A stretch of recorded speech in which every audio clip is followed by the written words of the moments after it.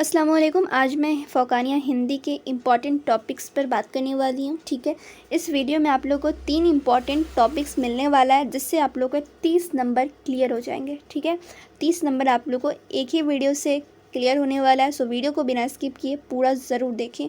चलिए वीडियो को मैं स्टार्ट करती हूँ। तो चलिए यहाँ पर मैं आप लोग को 3 टॉपिक बता देती हूँ, जिससे आप लोग के 30 नंबर 3 टॉपिक से 30 नंबर आप लोग को मिलने वाले हैं। तो ये 3 टॉपिक कौन से हैं ये आप लोग देखोगे, और इससे आप लोग के MCQs, ठीक है, और उसके बाद आप लोग के जो सब्जेक्टिव होते हैं, ऑब्जेक्टिव भी सब्जेक्टिव भी, दोनों तरह के क्वेश्चन यहीं से बनने वाले हैं। तो सबसे पहला और इम्पॉर्टेंट टॉपिक है पर्यायवाची शब्द। ठीक है, यहाँ पे आप लोग देख सकते हैं सबसे पहला और इम्पॉर्टेंट टॉपिक जो है वो है पर्यायवाची शब्द।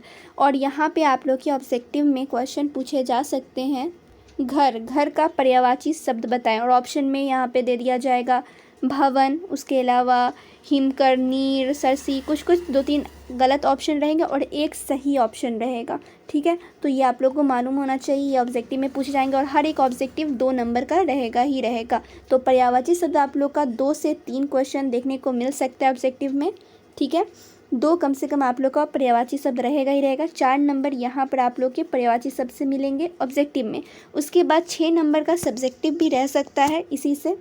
ठीक है, यहाँ पे हो सकता है निम्नलिखित शब्दों के पर्यायवाची शब्द बताएं, हेडिंग वो रहेगा। उसके बाद घोड़ा, दुर्गा, आकाश, आँख, इन सभी का पूछ दिया जाएगा पर्यायवाची शब्द लिखें 2 या 4।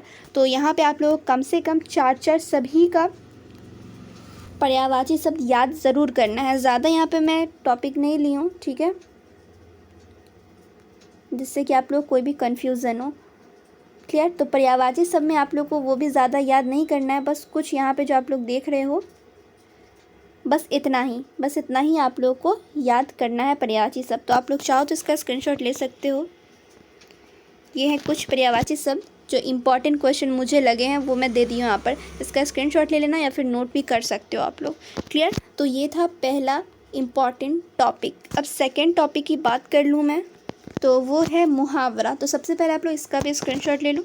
ठीक है, जो इम्पॉर्टेंट मुहावरा है बस इतना ही है। 30 इम्पॉर्टेंट मुहावरा है जो कि आप लोग के ऑब्जेक्टिव में भी और सब्जेक्टिव में भी पूछे जा सकते हैं। ये दूसरा और इम्पॉर्टेंट टॉपिक है।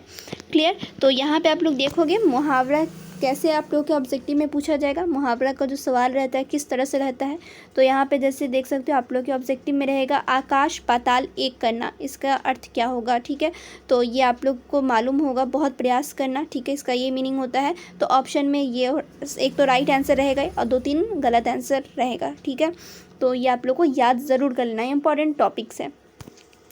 तो आप लोगों ने 2 इंपॉर्टेंट टॉपिक्स देख लिया, मुहावरा और पर्यायवाची शब्द।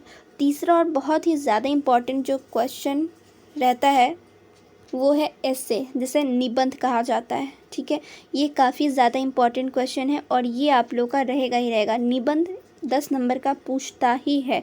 ठीक है, अब यहाँ पे आप लोग कहोगे निबंध तो किसी भी टॉपिक पर आ सकते हैं, बिल्कुल आ सकते हैं, लेकिन कुछ जो टॉपिक होता है वो चुनिंदा होता है। ठीक है, वो लोग हर एग्ज़ाम में, ठीक है, चाहे फ़ौकानिया का एग्ज़ाम हो चाहे मौलवी का एग्ज़ाम हो, हर एग्ज़ाम में और हर साल पूछते हैं। तो वो कौन सा टॉपिक है तो वो भी मैं क्लियर कर दूँगी, लेकिन एक चीज़ तो मालूम चल गया, जो निबंध है, ठीक है, जो आप लोग का एस्से है, ये काफ़ी ज़्यादा इम्पॉर्टेंट है। इसे आप लोग को बिल्कुल भी नहीं छोड़ना है। तो यहाँ पर मैं बात कर लेती हूँ एस्से में भी कौन कौन से इम्पॉर्टेंट एस्से हैं। तो सबसे पहला जो एस्से रहेगा ईद। ठीक है, सबसे पहला इम्पॉर्टेंट ईद। इस पर आप लोग को खुद से बनाकर लिखना है, लेकिन यहाँ पे आप लोग एक बार पढ़ लेना तो समझ में आ जाएगा किस तरीके से आप लोग को लिखनी होती है एस्से। क्लियर? और जो सेकंड टॉपिक है वो है दहेज प्रथा। एस्से का जो सेकंड टॉपिक है वो है दहेज प्रथा। और 1-2 टॉपिक मैं दे ही देती हूँ, जैसे आप लोग का ईद हो गया, एक तो ये हो गया, दूसरा दहेज प्रथा हो गया, तीसरा आप लोग का क्रिकेट पर कह सकता है निबंध लिखो।